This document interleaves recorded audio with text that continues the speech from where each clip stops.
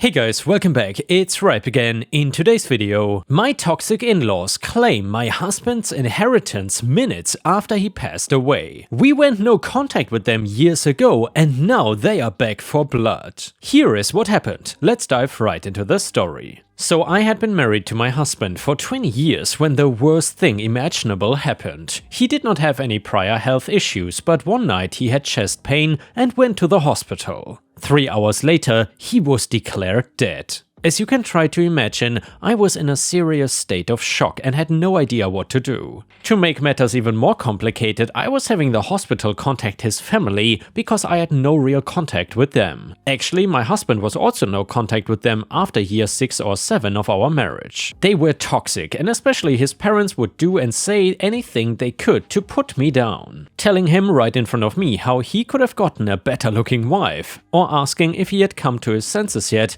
and was gonna file for divorce soon. Just horrible people that I did not need for my mental health. I decided to no longer be in contact with them, and after seeing how hurt I was, my husband joined me with that too. So, only minutes after he died, my phone rang and I recognized the number of having my in-laws area code. I answered thinking they wanted to get more information or mourn. I was not gonna deny them that by acting petty. So I answered and tried my best to speak through my crying. Me, hello? Mother-in-law, hi, the hospital just called and told us. When are you gonna send us a copy of the will and send us the money? I was shocked that she did not even seem to care that her son had just died. A son that was not sick and only 45 years old. After years in my current state, I did not care about being nice anymore. Me? Are you kidding me right now? You just heard he died and you called to talk about money? Do you not even care? Mother-in-law, he stopped being my son as you brainwashed him into siding with you. Now, are you gonna send me the will or will I need to get a lawyer involved? Me, you don't need to see the damn will. He left everything to me, and unless you decide to grow a heart, don't bother showing up to the funeral. I was yelling in public, but I gave no damn as people passing by watched me. This was not the only conversation I had with them over the next week or so regarding the will and money. My husband had a $2 million inheritance that was in his name since he was an adult. His parents demanded that they should get the money because they are his real family, the entire time claiming that I'm some gold digger and trying to screw them over. They did not end up coming to the funeral, but instead decided to have their lawyer send me the paperwork about being sued on the same day. They got some real shady lawyer that was willing to take them on as clients. As for the reason of the lawsuit, they are claiming that the will is invalid despite not even seeing it. Claiming that he was under my abusive influence when he wrote it and it should be thrown away. They want me to get nothing and for them to get everything that was in his name, money, car and even the house. I then found a lawyer of my own and showed him the will. I also showed him past text conversations with the in-laws showing that they are the threatening and abusive ones.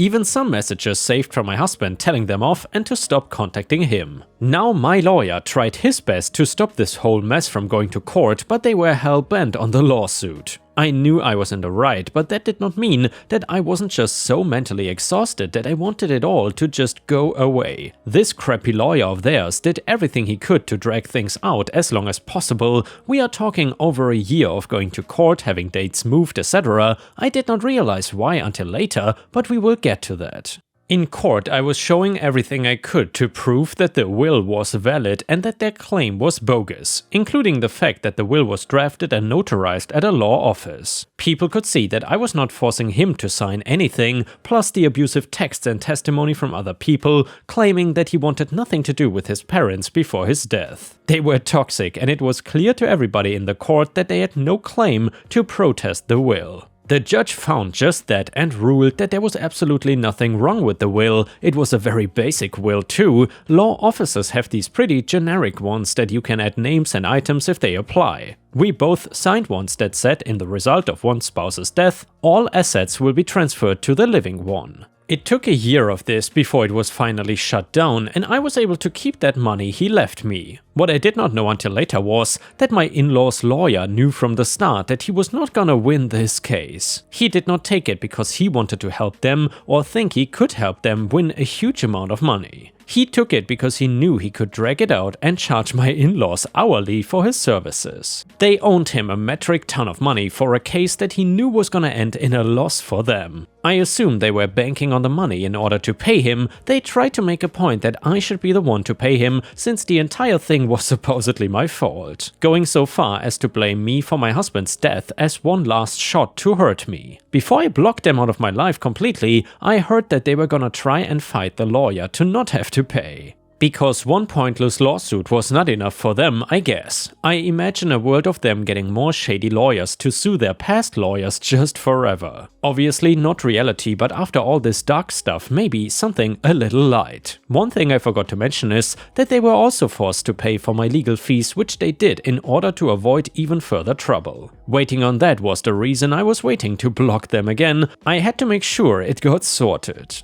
I hope now I can just have peace with everything and get some closure. I have not been able to even grieve properly during the whole ordeal, so hopefully now I can do that. I'm kind of impressed that my husband seemed to have screwed over his parents one last time, even if it was in the afterlife. Edit number 1. I just found out a few days after posting this from a good cousin on my husband's side that my in-laws might be in even more trouble. They were served with papers about legal action being taken against them by the state and for filing a lawsuit with the intent to deceive and profit from it. Essentially a scam, but since it is $2 million, they could get in big trouble. Karma is really gunning for them and hopefully they will learn a lesson. And yeah, Ripe Stars, unfortunately there are no further updates to the story, but I would say the ending is already pretty satisfying, so that's why I posted this story already. Either way, if you enjoyed this story, please don't forget to like the video and maybe even post a comment, because that would help me tremendously. The next one is another revenge story. I run across sovereign citizens now and again, the kind that likes to file bogus legal documents filled with Latin phrases and notarized with a red seal to make everything seem official. These guys think that legal terms are like incantations or spells. If you just say the right thing in a document, your legal problem magically disappears. Lawyers and judges hate these guys, they are super annoying. Years ago I broke one of my rules and took on a case for a friend. It was a family estate squabble and my client's brother owed him money. The softset brother got his greedy hands on his father's money outside of the estate process by getting himself made joint with his elderly father on some bank accounts. Pulling that stunt is a no-no in Canada, definitely frowned upon by the courts. But so far as softset man was concerned, it was finders keepers all the way and his fathers will be damned. So I sent softset man a letter demanding that he pay, and he stuck to the softset playbook, aka he paid my client with a check. The check was not your normal check, drawn on an actual bank account, instead it was some weird bullcrap thing that he got off the web.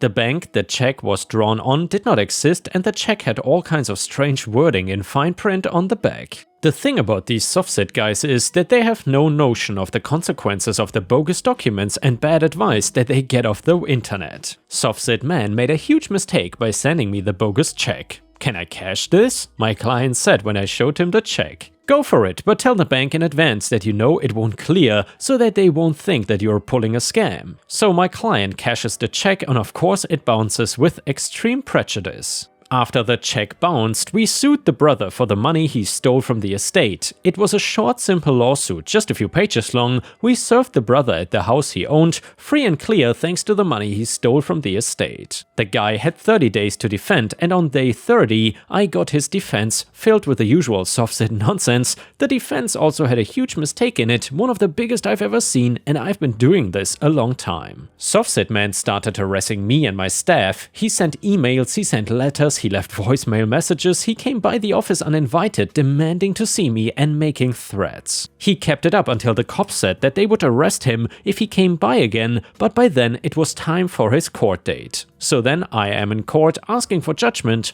and the softset genius is there talking his legal babble, saying words that he does not understand. The judge shut him down after about 10 seconds and gave my client judgment. Softset man has a meltdown and is escorted out of the courthouse. Of course he appeals, but I don't care because of the mistake the guy had made right out of the gate. His mistake was serious and fatal. I don't know about other countries, but in Canada, if someone gives you a check and it fails to clear, you can sue for that. All you have to do is prove that a check written to you bounced, and that's all you need. The court will give you judgment, so when Soft Man sent my client the bogus check, he handed my client an airtight cause of action and easy win of a lawsuit, and of course I pounced on it. When Soft Man's check bounced, my client sued him for that too in a separate legal proceeding that we started on the same day as the estate case. The two claims looked almost identical, at least on the front page. My client's name was the same, the defendant's name was the same, and the court file number was identical, but for the final digit when we served Soft Man with claim 1,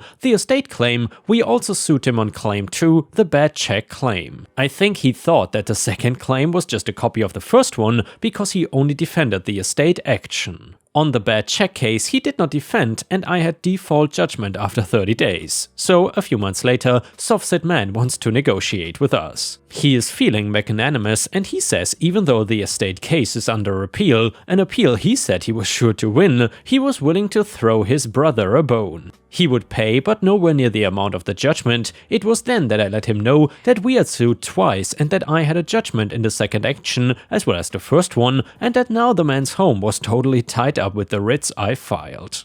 "You better hope you win that appeal," I said to him, "because you're literally betting your house on it." Soft Man did his usual meltdown thing, but once he was finished with the screaming and the threats, he had a bit of a come to Jesus moment. We settled with him, sort of. He paid back all the money he stole from the estate, plus all my client's legal fees plus some more, just for being a bit of a dick and a sovereign citizen to boot. Later that year, he was at my client's house for Christmas dinner. Go figure, families can be pretty weird.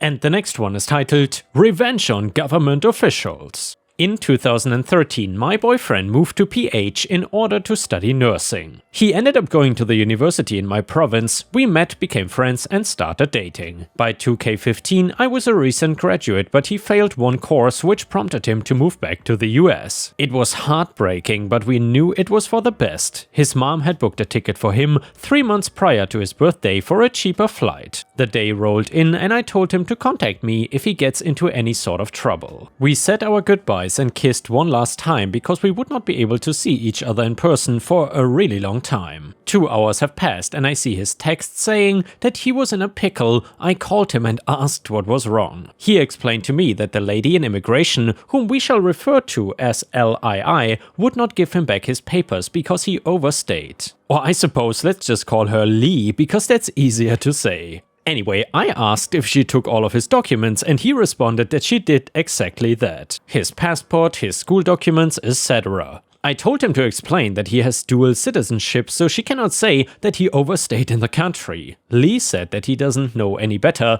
I asked him what she wanted and my blood boiled when I heard, "She wants me to pay a fee of 5,000 Philippine pesos, which was around $100 at the time, if I wanted my papers back, but I won't be able to leave the country." Lee wanted to swindle my boyfriend. This was very common. I hope it doesn't happen anymore though, but I don't know, and my boyfriend had to be the poor victim in her scheme. I was legit stressing out because his flight was in 3 hours and she was making things extremely difficult. One fun fact about my boyfriend is that his dad used to work for that airport. He worked there for a long time and is really good friends with the staff. They were also my boyfriend's godparents in his baptism. I called his mom, who I'd met months after we started dating. I love his mom to bits, she is cool, and told her on what happened. Of course she was as livid as I was and told her husband about their son's predicament. His dad called one of the aforementioned buddies and requested on assisting my boyfriend. While this transpired, Lee was still trying to persuade my boyfriend to pay the fine rather than facing jail time. Boyfriend already knew about our plans on helping him, so he refused and said he is fine.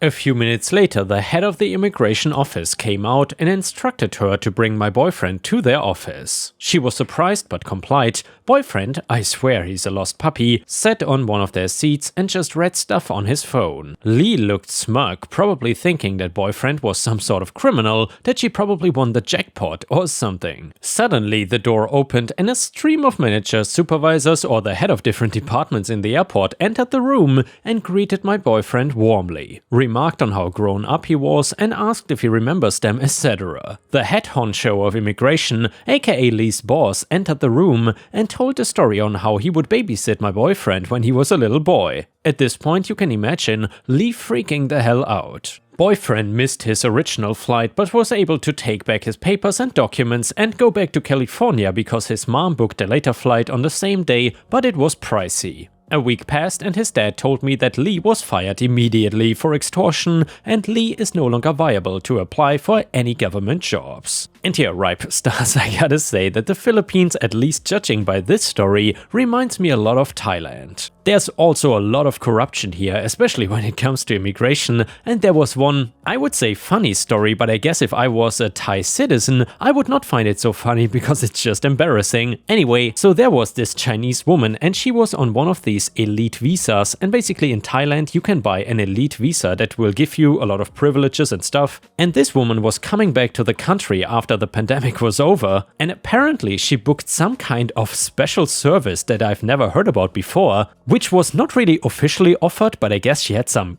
government contacts or maybe at the police or something. And essentially the police picked her up at the airport and then she got a police escort to her hotel. Obviously, that sort of thing usually you should not be able to buy, but in Thailand, as some people say, everything is possible for a price. This case went through the local news, and some of the people I talk with daily, Thai people, when they heard it, they almost couldn't believe it. Also the fact that this Chinese woman had the audacity to record everything and then post it on TikTok and kind of brag about what happened made it even worse for her, I guess. As far as I remember, she got deported from the country and maybe got a ban or something, and considering that her visa is so expensive, she basically just wasted around $15,000 or $20,000 just for bragging on TikTok. Play stupid games, win stupid prizes. And now let's move on to the next story. It starts like this. So I've been married for about 10 years to a man I met while in the army. We did not work together and instead met after both our tours were up in a group for veterans who were adjusting to civilian life once again. We hit it off right away and were soon married with a kid. Our daughter is 8 and I am currently pregnant with our second child. I'm getting close to the 8-month mark, so wish me luck, I know I'm gonna need it.